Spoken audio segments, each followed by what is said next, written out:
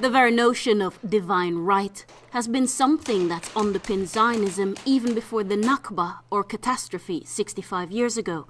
Now a new report by the Church and Society Council of the Church of Scotland has ignited a firestorm in its most recent publication looking to address the ongoing Palestinian humanitarian crisis. Upon the views of church the Reverend leaders Dr. Stephen Sizer Israel and has written Palestine. extensively on the issue of Christian Zionism. The Church of Scotland's report is about Israel, the land, and the way in which Zionists try to use the Bible to justify an exclusive claim to the land. The land belongs to God.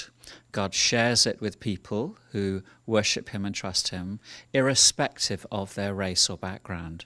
So the report repudiates or rejects the idea that the land belongs to the Jews alone.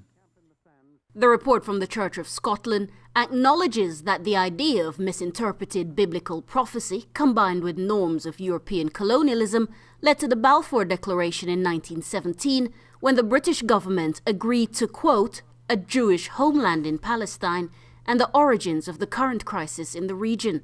The research by the Church is being seen as significant for a number of reasons. This is a report from the Church of Scotland, and therefore it is the denomination as a whole saying this is our view and this is our contribution to the peace process in Israel-Palestine.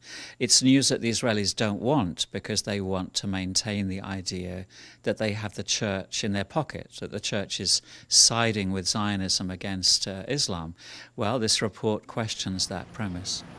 Such has been the controversy surrounding the publication of this report from the Church of Scotland that even before the Church has had the opportunity to present it to the General Assembly for debate and discussion, counter stories in the media by those many critics say are unwilling or unable to deal with any challenges to the established status quo.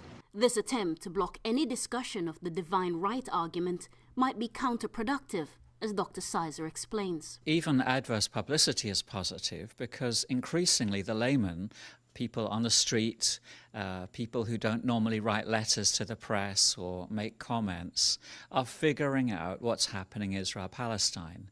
You know, we don't look at this in isolation. The Church of Scotland's report is the latest in a line of papers from various religious groups adding their voices to the call for justice for the Palestinians. It is hoped that by challenging the very foundations of Israel's claims to the land of the Palestinians, a solution to the crisis in the region can be arrived at sooner rather than later. Amina Taylor, Press TV, London.